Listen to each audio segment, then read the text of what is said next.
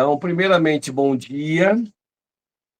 Mais uma vez, uma alegria enorme a gente estar aqui. Vamos começar a aula, como sempre começo, né? Falando a mesma coisa, desde a primeira aula.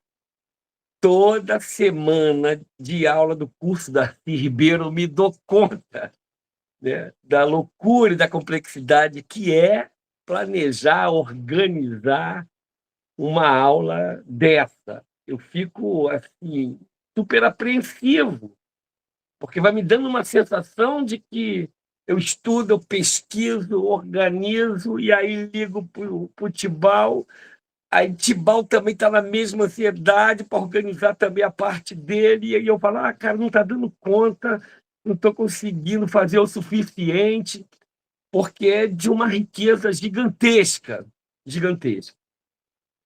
Mas quando eu abro a tela e tal, que aí começa tudo a funcionar, a presença de vocês, falo isso numa boa, sabe? Todo mundo aqui já é cabeça feita, né? Todo mundo já tem aqui mente criada, né? Mas eu falo numa boa, sem puxar saquismo. Aí eu fico muito feliz. A vibração é muito boa dessa aula, tá? Desse grupo, de vocês, entendeu? Aí eu abro as telas, vou olhando os rostos, vou olhando aí eu vou ficando feliz, vou ficando tranquilo, calmo, e falo, poxa, que barato, né? Porque a perspectiva de Darcy Ribeiro é essa. E o nosso curso ele tem essa perspectiva. Ainda ontem, lá na graduação, eu estava falando com as estudantes da pedagogia, né? Porque elas me perguntaram assim, pô, professor, por que Darcy Ribeiro? Por que esse curso de Darcy Ribeiro? Qual é a questão que levou você a fazer esse curso de Darcy Ribeiro, não outro curso? Isso as meninas, né, lá da graduação ontem, né, lá em Angra. E aí eu falei para elas o que a gente fala aqui, né, o que nos levou, né, não só ao curso, mas eu estudar Darcy Ribeiro, é a questão fundamental do Darcy, né? E aí eu tenho colocado para todo mundo, inclusive para elas coloquei, que o Darcy Ribeiro, eu coloco assim, é a questão ressalvada de Darcy Ribeiro. Aí elas perguntavam, mas por que ressalvada? Eu falei, porque a questão dele, que me fez estudá-lo e também fazer o curso junto com o Tibau, tem uma ressalva. Porque a questão final do Darcy, quando ele já estava bem doente, fazendo o livro, a obra fundamental, O Povo Brasileiro, ele coloca a seguinte questão: por que o Brasil não deu certo? Essa é uma questão que ele coloca, né? E é uma questão de pesquisa nossa, é uma questão que justifica esse curso, né? E é ressalvado porque, para mim, o que me faz estudar Darcy é por que o Brasil ainda, essa é a ressalva, ainda não deu certo. Eu sou esperançoso, eu tenho muita esperança de que é possível. Esse Brasil que ele tão bem analisou, tão bem cunhou como esse Brasil de um povo novo, esse Brasil ainda não deu certo. Então é disso que se trata. E entrando diretamente na aula, e já passo para o Tibau também para ele fazer as apresentações dele, só fazendo um link com a aula passada, hoje a aula é parte 2, né, que vai tratar sambas enredo e Darcy Ribeiro. E o desafio da minha parte é tentar fazer, didaticamente, fazer uma conexão com a aula passada, né, já que a parte 2 é uma continuidade, é como se fosse um bloco só, uma aula só. Mas na aula passada, a gente apresenta o Brasil em desfile, né? E eu disse lá que Darcy Ribeiro coloca para a gente que o que nós tínhamos ali não era um sambódromo, primeiramente, mas um escolódromo com sambódromo. E aí hoje o desafio é exatamente esse. A gente viu a pedagogia do povo à luz e o impacto dela à luz dos enredos das escolas de samba. Agora o desafio é ver a pedagogia do povo à luz, vamos dizer assim, de uma perspectiva de educação, de escola, de um currículo possível do povo, do conhecimento popular, do conhecimento do povo, que se faz um conhecimento genuinamente nosso, né? Então, esse é o desafio dessa minha parte, né? Fazer agora o complemento e o fechamento dessa temática. Importante. A primeira questão hoje, assim, que eu vou trazer é a gente está analisando, né, o Brasil em desfile e como que a gente passa, né, do ponto que a gente analisou as memórias, o silenciamento e os conhecimentos de um Brasil muitas vezes não dito ou até mesmo maldito, na ambiguidade que essa palavra possa trazer, como que a gente passa disso para transformar isso numa organização de conhecimentos que venham formar, conscientizar novas gerações, professores, professoras, militantes, ativistas sociais, pessoas comuns que querem conhecer a nossa história, o próprio país, e que também, junto conosco, entende que o Brasil ainda não deu certo. Como é que a gente faz essa transição? Né? Como diz muitas vezes o rap, até a Djamila também falou no texto dela, e outros colegas também têm falado, né? Do ponto de vista dessas discussões, como é que se organiza a revolta, como é que se organiza esse ódio, como é que se organiza, né, essa esperança, né, do ponto de vista de uma organização que a gente poderia chamar de curricular. Ou seja, uma organização desses conhecimentos com uma intencionalidade formativa, né? Uma intencionalidade de formação desse povo brasileiro para essa perspectiva do ainda não deu certo. Então, esse é o grande desafio.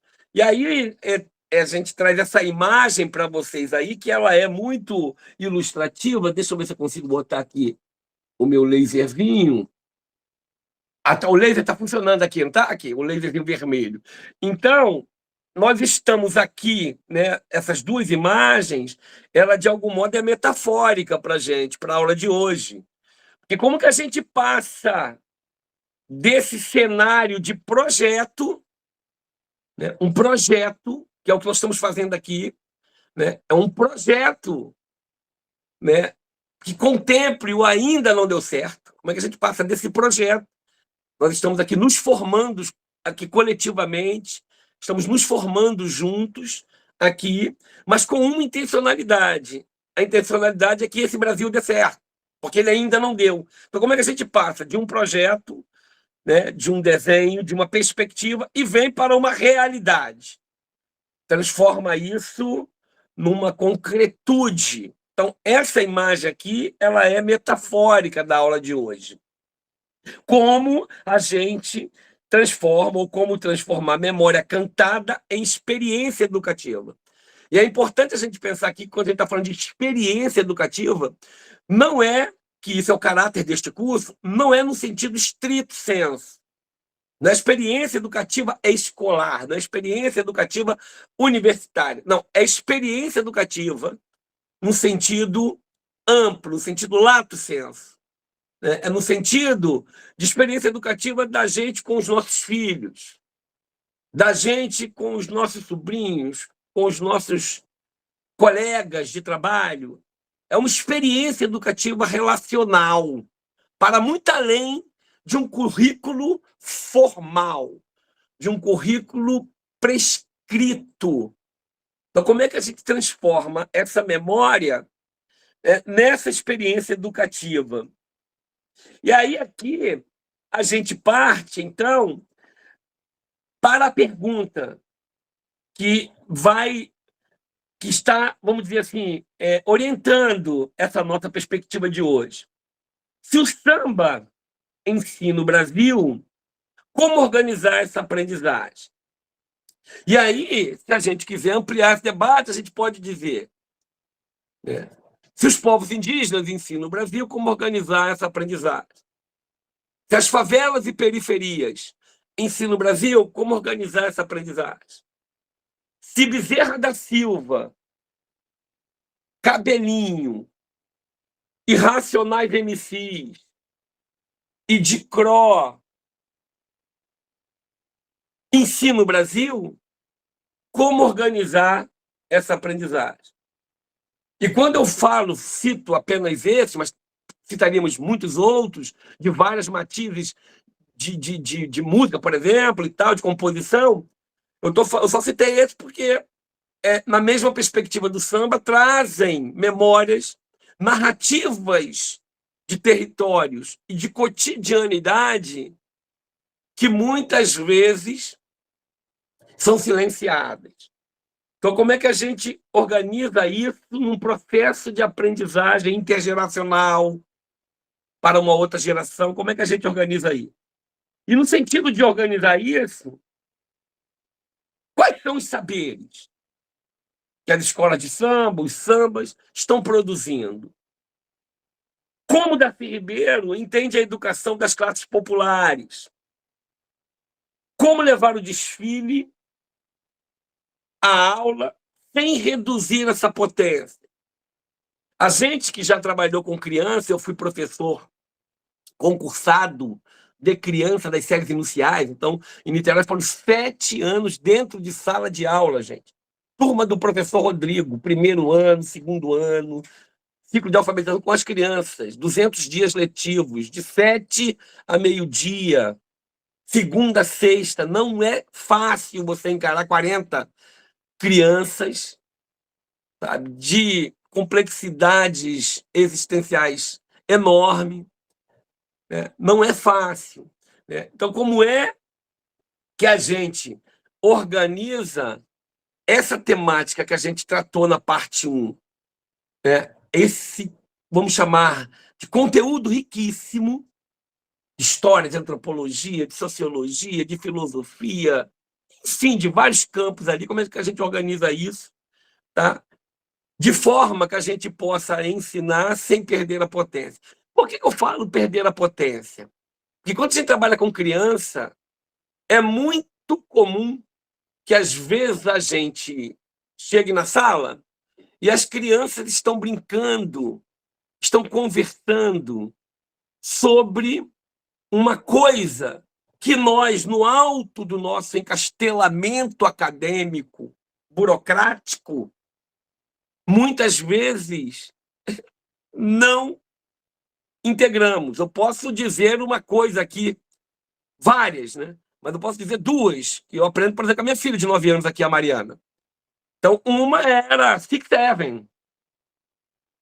Eu não estou em sala de aula de criança, mas eu imagino que muitos professores podem ter entrado inicialmente numa sala, que acho que eu estava lá, Six Seven, e não fazia ideia de que universo é esse. Não estou entrando em juízo de valor. Estou apenas dizendo que isso é uma realidade que transita ali. Mas posso dizer outra, Farma Aura. Ih, farmou, hein? Farmou, hein, professor? Farmou aura, hein? É um universo de linguagens, de significados, que a gente não faz ideia muitas vezes naquele primeiro momento. Depois que viraliza, tudo bem. Mas aquilo já está num universo de diálogo, de comunicabilidade há muito tempo. E aí, quando a gente vai querer tratar isso, ou seja, pedagogizar isso, aí a gente transforma isso muitas vezes numa coisa que destrói a própria potência da comunicabilidade. Eu posso dizer que muitas vezes as crianças estão fazendo um tipo de brincadeira, aí entra a gente para participar e para tentar entender e compreender, e aquela brincadeira ali é de uma potência enorme, e aí a gente começa já a querer dar um tom pedagógico, já um tom, vamos dizer, de roteirização de plano de aula, e aí muitas vezes as crianças falam: ah, professor, entendi, né? Agora essa brincadeira é coisa de escola, né? Essa brincadeira é para a gente fazer dever, né? É brincadeira de dever, de fazer dever?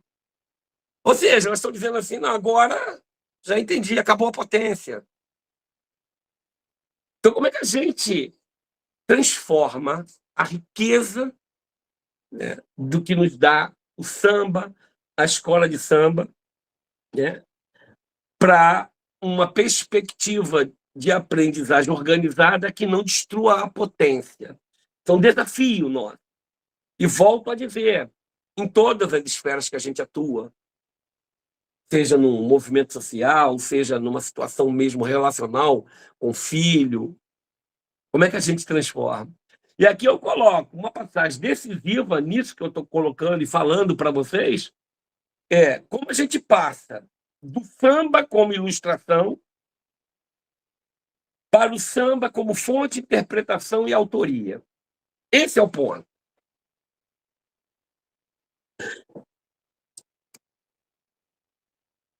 Como nós estamos trabalhando nessas duas partes, né, a perspectiva de uma pedagogia do povo brasileiro, que tem essa, vamos dizer, fonte fundamental,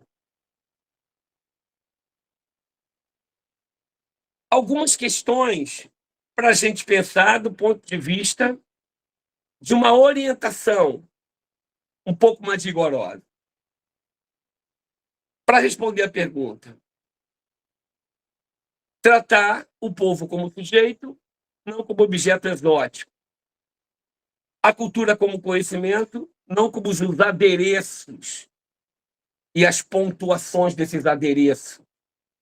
A história como uma disputa, não como uma versão única, academicista. Direito como condição, ou seja, a condição, tempo, alimento, corpo, arte. E aí nisso vai estar implicado as desigualdades. Quais os tempos nós temos e para quê? Como está implicado o nosso tempo de existência? Como está implicado a justiça, vou usar esse termo, tá? A justiça alimentar. Como que a gente trata, por exemplo, grupos de gestantes que estão submetidos a condições precaríssimas e que estão implicados aí questões básicas biológicas, por exemplo, de acesso a proteínas, vitaminas. Isso tudo tem a ver com alimentação e que muitas vezes passa despercebido, fruto de uma desigualdade, de falta de salário, de falta de grana, falta de água, a água não está chegando, né? Como é que a gente usa o nosso próprio corpo num território?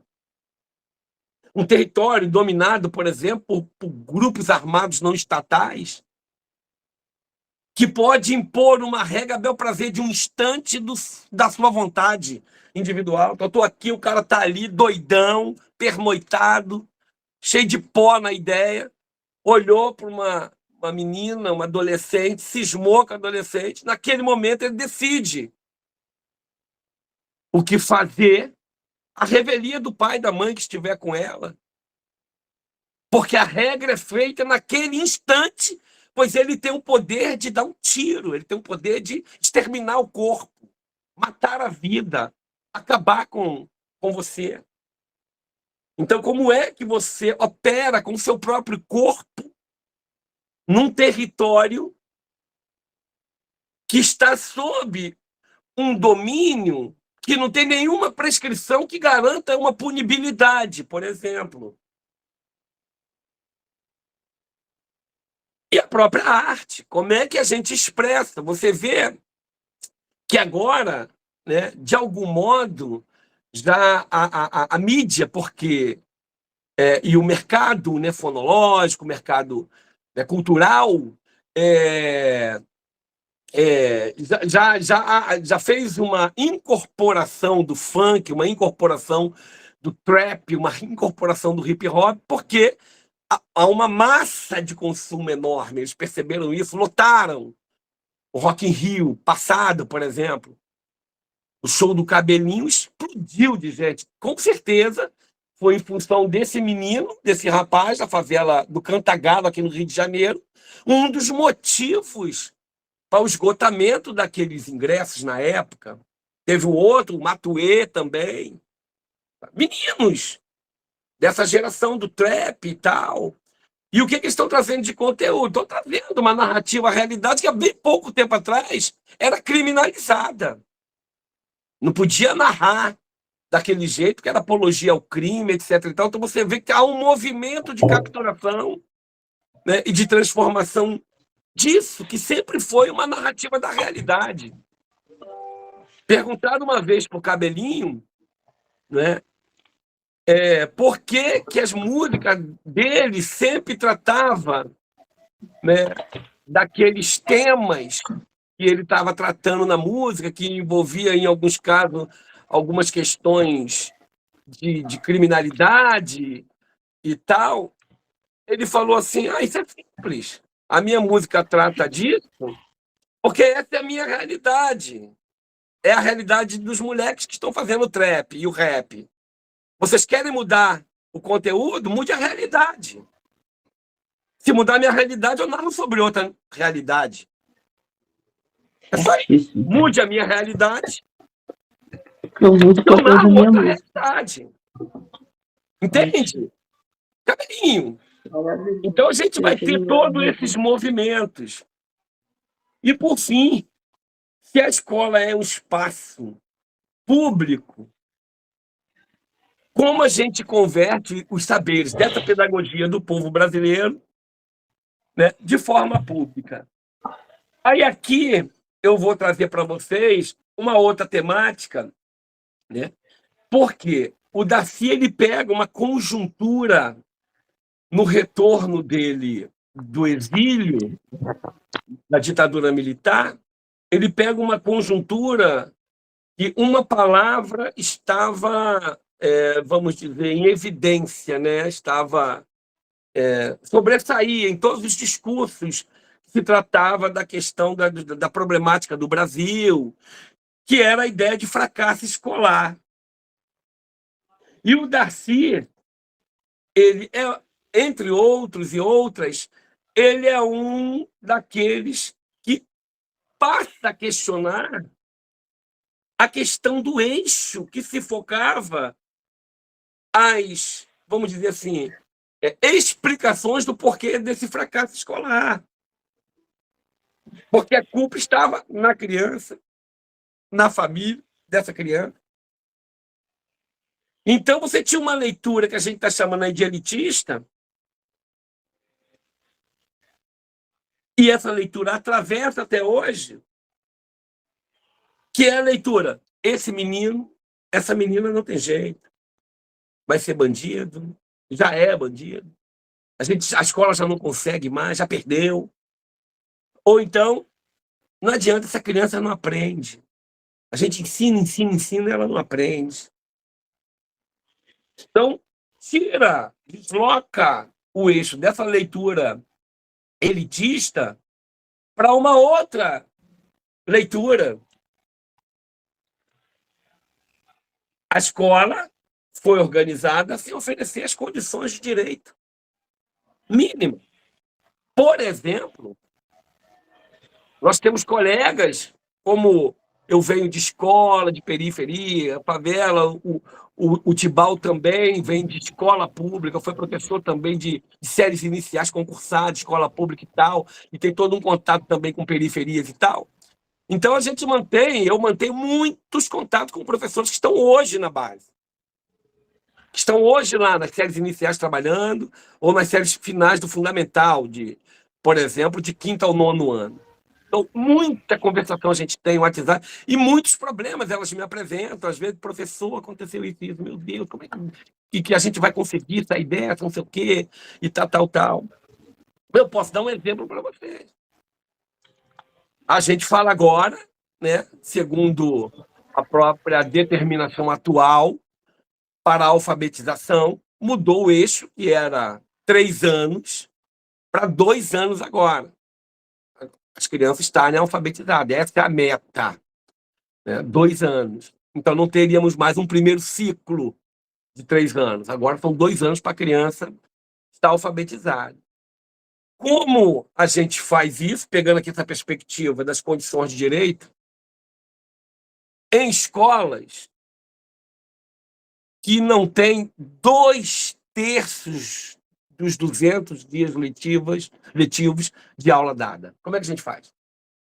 Porque a escola foi fechada, não pôde abrir, ou não teve aula por causa de conflitos, né? Ou as crianças não puderam vir, porque na região onde estavam e moram estava difícil, ou veio uma quantidade de criança muito pequena e outras não vieram, então a aula está muito reduzida, e aí você vai ter que condenar os que não vieram a não aprender aquilo que vai ser ensinado para os que tiveram condição de vir. Então, como é que você fala de 200 dias letivos de trabalho de alfabetização e ainda joga muitas vezes a culpa no professor, na escola ou na criança? Como é que você fala disso, né? Se você não tem um direito garantido constitucional dos 200 dias letivos, de fato. E um outro elemento que ele vai trazer, e isso aí vem com o CIEP, que está aqui também com o Brizola, né? E o CIEP, que ele vai falar, não, nós temos, além dessa condição de direito, nós temos que pensar o tempo, ou seja, uma escola integral, nós temos que pensar o cuidado odontológico, psicológico dessas crianças. Como é que uma criança dessa segue motivado a escola ser uma possibilidade de um futuro? Então, nós temos ali a alimentação, a cultura, os contraturnos, nós temos ali a formação docente e a infraestrutura. Nós tínhamos CIEPs com piscina. E que quem viveu como eu, estou com 55 anos e vivi bem essa coisa do CIEP, né, era uma das coisas que você mais via nos jornais e na crítica. Inclusive que alguns, poucos, mas alguns e algumas que se diziam progressistas, dizendo que era um desperdício de dinheiro público colocar uma piscina num CIEP na Maré, no Complexo da Maré. Outros já diziam, só está colocando a piscina lá porque é na Avenida Brasil, é para dar visibilidade. Na verdade, não se conformava em ver aqueles corpos mergulhando naquela piscina olímpica. Essa é a realidade. Não se conformavam em ver que aqueles corpos daquelas crianças poderiam estar ali, pedagogicamente, aprendendo a nadar para uma Olimpíada, para representar o Brasil, para ser um próximo nadador olímpico. Como assim aqueles corpos vão disputar esse lugar na história de medalhista olímpico com os meus filhos, que eu pago o clube e pago a natação no clube para ele? Como é que eles vão disputar com o dinheiro público de uma escola pública? Ter piscina numa escola pública. Então, Darcy tira o foco. Então, essa é a compreensão de Darcy Ribeiro sobre o que é a educação das classes populares. E aí, aqui, quando a gente olha para o CIEP e pega o slide anterior, os eixos, então, o tempo é uma jornada inteira. E aqui é importante, porque essa jornada, essa educação integral, não é apenas o aumento de horas na escola. Não é aquela perspectiva criminalizadora dos territórios periféricos e favelados, que diz assim, é melhor que a criança esteja dentro da escola do que esteja lá no seu território, porque lá não está pensando besteira, não está sendo influenciado. Não é nessa perspectiva. É numa perspectiva, de fato, de um planejamento educacional. É uma jornada inteira que amplia a experiência cultural e de aprendizagens de conteúdos que não estão disponíveis nos territórios deles. São conteúdos também necessários que foram organizados historicamente com dinheiro público, porque é quem banca as universidades públicas, é quem banca as pesquisas, é quem banca a ciência. Então, são territórios, escolas, que têm ali uma organização dos conhecimentos a partir de uma perspectiva científica.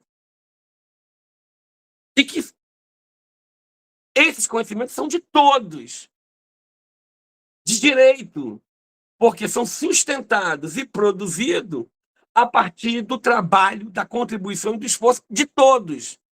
Do meu pai, que era vigia de prédio noturno, tomava sua cervejinha ali, quando chegava em casa lá na Rocinha e tal. Ele, que não sabia ler e escrever, a quem foi negado o direito de aprender a ler e escrever do ponto de vista estrito, do ponto de vista da capacidade de compreender a representação gráfica da cadeia sonora de uma palavra falada.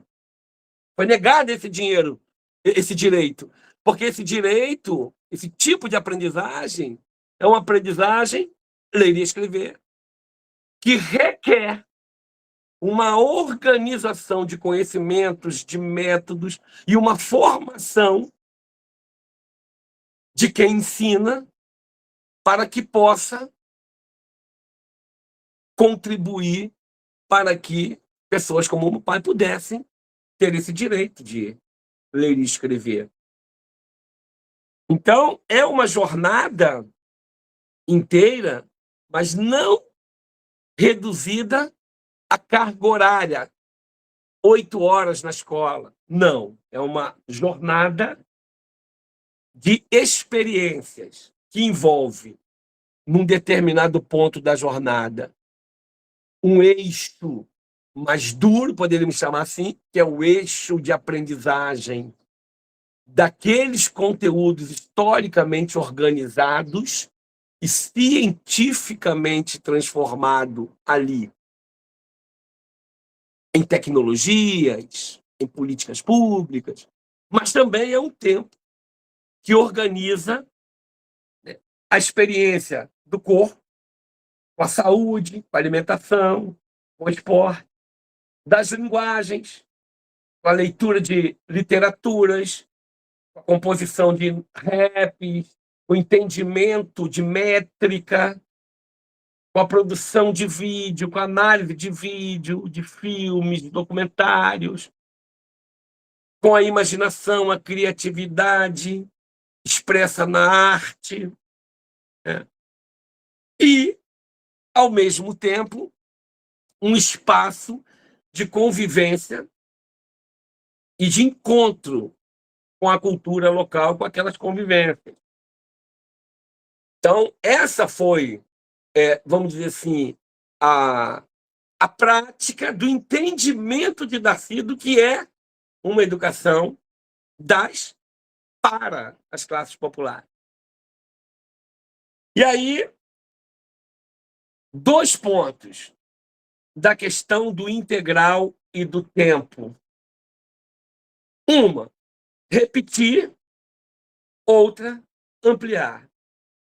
Então, repetir uma perspectiva de que aprender é memorizar e responder aquilo que é a expectativa de quem ensina. Exatamente.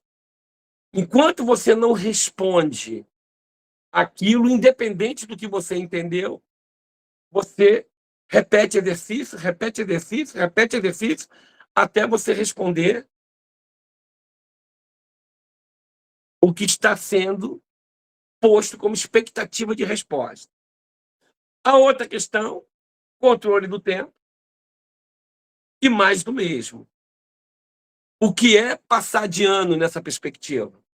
Passar de ano é, a cada bimestre ou trimestre, você tem um quantitativo de coisas que é despejado dentro da tua cabeça, e a partir do despejo desse conteúdo é extraído um conjunto de palavras que façam apenas você mostrar que memorizou aquilo que foi despejado.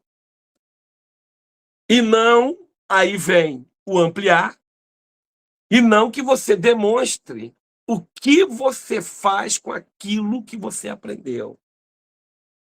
Como você altera, amplia a sua convivência com os outros, com a escola, com o seu território, com a sua perspectiva de futuro, né? E como você produz o seu pensamento autêntico. Então, a questão não é apenas quanto tempo, mas tempo para quê e com quem. Avançando aqui, aí nós entramos na perspectiva de cultura do estudante como ponto de partida, não como ponto de chegada. E aqui nós temos uma outra questão. Isso é muito dito, a gente escuta muito isso. Há mais de 30 anos você vem escutando isso. A gente precisa partir da cultura do estudante. A pergunta que eu faço aqui para a gente é a seguinte: a gente chega lá? A gente chega lá na cultura do estudante? A gente consegue pelo menos chegar lá do lugar que a gente está? Essa é a questão. Não é partir simplesmente do ponto de onde estão as crianças e os estudantes das favelas, das classes populares, indígenas, quilombolas. Não é simplesmente partir de lá. A pergunta é antes. A gente chega lá? Porque para partir de lá, a gente tem que chegar lá. A gente chega lá. Então, aqui tem apontamentos da perspectiva darciniana. Um apontamento à escuta, que vai envolver linguagens, território, memória, experiência. E aí eu retomo lá o que eu falei do cabelinho. Nós temos a problematização das contradições, dos apagamentos e da própria desigualdade do que está disponível ali. E nós temos a perspectiva de ampliação. Então, ampliar as ferramentas, que a gente poderia chamar aqui das ferramentas cognitivas. O que seria ferramentas cognitivas aqui que eu estou colocando? Ferramenta cognitiva é aquilo que te permite pensar. Então, a gente pode pensar. E a gente pensa com palavras. O nosso pensamento, ele é palavra. E palavra é um conceito. Ou seja, as palavras são conceitos. Ou seja, as palavras significam ideias. Ideias de coisa. Quando eu penso na palavra bola, eu só penso nisso porque existe a palavra bola, essa sonoridade, que tem um significado da ideia de bola. E é um significado genérico universal. Bola. É bola de quê? É de tênis? É de futebol? É de vôlei? Não é bola. Por quê? Porque é um conceito generalizante. Então a gente pensa com conceitos. A questão é: todos os conceitos estão no mesmo nível enquanto ferramenta de pensar? Tem uma questão para a gente. Então, por exemplo, eu posso pensar no conceito de água, a palavra água. Então, a palavra água, enquanto conceito, pode estar apenas no nível espontâneo, no nível de comunicação. No nível das crianças. Então, água. Eu conceito, quero água. E ali é uma poça d'água. Então, a palavra água aí, ela está, enquanto conceito de pensamento, ela está no nível da comunicabilidade, no nível apenas que a gente se comunica. Todo mundo sabe que é água. Mas esse é o único nível de compreensão do conceito de água? Não. Existe um outro nível de compreensão do conceito água. A gente poderia chamar aqui, apenas para pensar, que é um conceito não espontâneo, um conceito científico. Então, existe também água enquanto um elemento químico, que é constituído de outros dois elementos, H2O. Então, há também a possibilidade de pensar com a palavra água nessas duas perspectivas. Uma, quando a gente usa o conceito água apenas no nível espontâneo, no nível de comunicação. Me dá água, essa água está fria. Mas há também como pensar em água num conceito de outro nível, um conceito científico. A água como fonte da vida, a água como existência e sentido da nossa existência no planeta Terra, a água como um elemento químico, e aí é a água que pode estar potável ou não potável.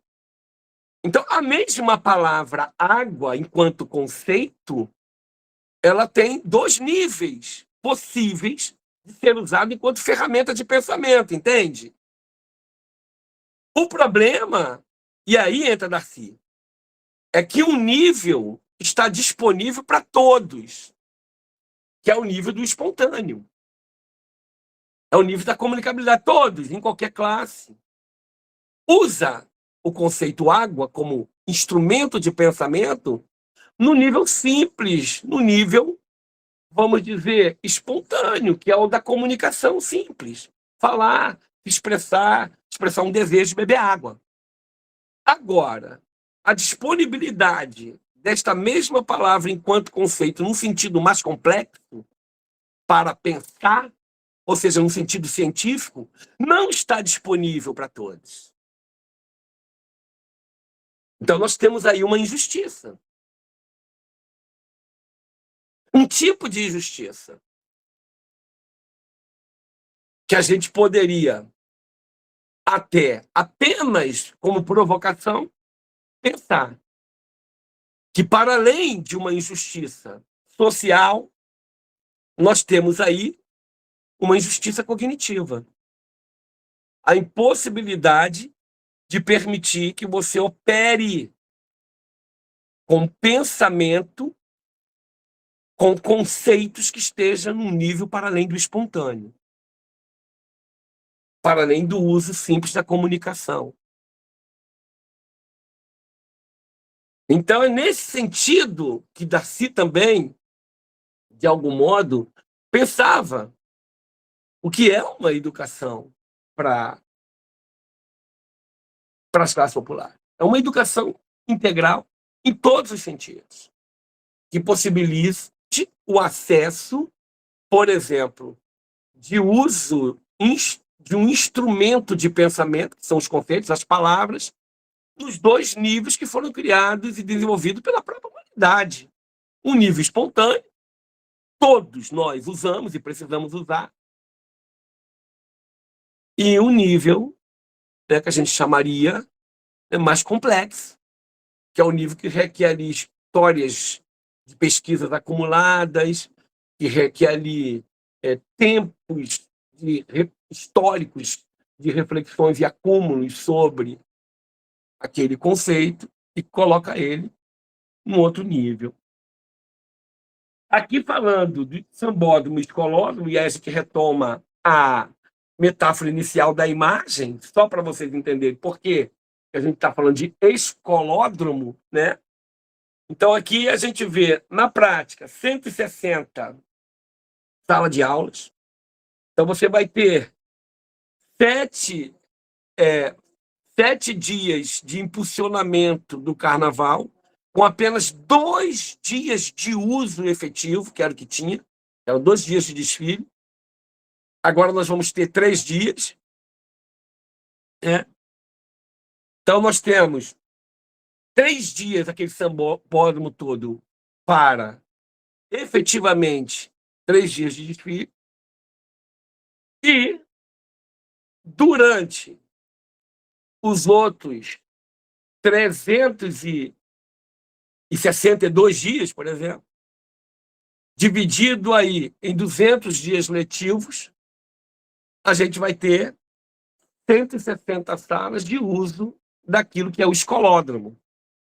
A gente tem 43 salas administrativas e o início foi 1984. Aqui, até retomando uma discussão que teve no encontro passado, que vocês levantaram, muito bem, inclusive, né? Uma escola de samba, e aí eu coloco essa ressalva aí, mesmo com disputas de poder, a gente não está aqui ingênuo. A gente não está achando que uma escola de samba ela foge toda a complexidade que constitui o personalismo dessa nossa cultura, que muitas vezes a cultura, estou dizendo, administrativa e institucional, que muitas vezes se forja apenas pelo personalismo. Ontem eu falei isso lá na UF. A gente conversando lá com os estudantes sobre esse ponto, da importância da institucionalidade como um elemento para tirar privilégios e até mesmo tiranias. Então, quando você tem uma institucionalidade que fala, olha, para que você obtenha um pré-requisito, para quebrar um pré-requisito de uma disciplina, por exemplo, você tem institucionalmente esse trâmite. Então, quando a gente faz isso de institucionalidade, o que a gente está fazendo também, de algum modo, é equalizando a todos um trâmite para todos. Não importa se ali, naquele atendimento público, institucional, um é mais novo ou é mais velho, um tem mais dinheiro ou menos dinheiro. O trâmite é aquele, institucionalmente. Está equalizado, pelo menos. Quando você tem um tipo de concepção em que, olha, o trâmite é esse, mas se tu conhecer fulana, professora fulana, professor ciclano, aí ele resolve para tu. Fala com o professor ciclano, fala com a professora... Então você quebra a institucionalidade e transforma num personalismo, o que vai, de algum modo, provocar um conjunto de privilégios, né, e desprivilégios, se pudéssemos chamar assim, para aqueles que são um pouco mais tímidos, ou porque querem seguir o trâmite, né, da institucionalidade, esses vão ser prejudicados. Por quê? Porque você vai ter um trâmite institucional e você vai ter um jeitinho. Então, o Darcy, ele, na minha leitura, muita gente que já leu o Darcy, que eu já vi falando de Darcy, tenta tratar o Darcy porque ele aborda questões como, por exemplo, samba, tenta tratar o Darcy como se fosse um espontaneísta, como se fosse um adepto desse personalismo. Não é isso, gente. Quando a gente estuda direito Darcy Ribeiro, já falamos nas primeiras aulas, a minha leitura é que Darcy tinha uma preocupação enorme, até que o CIEP é isso. O CIEP, você tem ali uma institucionalidade, não é uma educação integral em que todos podem fazer o que quiser naquele tempo supostamente livre, que não está dentro de sala de aula. Não é isso. Você tem ali um planejamento, você tem ali currículo, você tem ali horário, você tem toda uma institucionalidade. Então, por que o Brasil ainda não deu certo? Certamente, esse elemento, e o Anderson vai falar disso, e não só nesse encontro, mas em todos os outros, porque é uma praia que ele domina bem, né, um espaço que ele domina bem, né, que é o da mata e tal, né, que é isso. Esse personalismo, ele quebra a equalização dos direitos institucionais posto para todos. Então, Darcy era muito preocupado com essa questão. Então, aqui nós sabemos que há disputas de poder. Não é uma coisa linda, folclórica, de que lá... Não. Ali vai ter determinações do dono da escola, ali vai ter determinações de grupos que comandam aqueles espaços, como em vários outros lugares, na política. é política também. Então, nós não estamos, vamos dizer assim, ingênuos nisso. Mas, ainda assim, a gente precisa admitir que, numa escola de samba, nós temos ali o que está sendo chamado aqui de uma comunidade de aprendizagem. Ali a gente tem, por exemplo, a composição. Então, compor um samba, notem que às vezes você tem 8 compositores, 10 compositores. Eu lá na Rocinha, eu tive, quando eu era criança, eu era muito envolvido com samba lá, muito envolvido como criança, tá? Não do ponto de vista institucional, não. Mas eu cheguei até, na minha história, isso é legal, que eu ainda menino, tenho foto, tenho narrativas dos mais antigos, eu cheguei a ser carnavalesco, criança ainda, né, de um bloco chamado Embalo da Cidade Nova. E eu estou falando aqui, vai ficar gravado, porque é verdade, tem gente lá da antiga que vai dizer. É. A minha esposa, a Jo, e todos os familiares, sabe? Eu era lá o carnavalesco do Embalo, era um bloquinho que tinha na Cidade Nova, que é uma sub-área que eu morei, né? Durante 40 anos, né? Onde eu fui nascido e criado lá. A Cidade Nova, a parte baixa da Rocinha e tal. Então, compor um samba, lá eu via. Às vezes eu vi os caras compor um samba lá para acadêmicos da Rocinha, e na época até para os blocos, né? Como é que era? Era um grupo enorme, sabe? Às vezes numa mesa até de bar lá da favela, tomando uma cerveja, alguns, outros não, e ali debatendo palavra por palavra, rima por rima, e com o texto do enredo na mão, gente. Quando você sentava ali para perguntar, eu conhecia bem os compositores. Daquele grupo que minha memória traz, nenhum tinha nível superior. Nenhum tinha nível superior. Nenhum era formado em letras. Eu não estou dizendo, como disse lá atrás, que isso é o que a gente, o Darcy. Não, pelo contrário. Todos os conceitos têm que estar disponíveis para todos, os espontâneos e os científicos, que é de direito. Mas o que eu estou trazendo para vocês é que tinha método.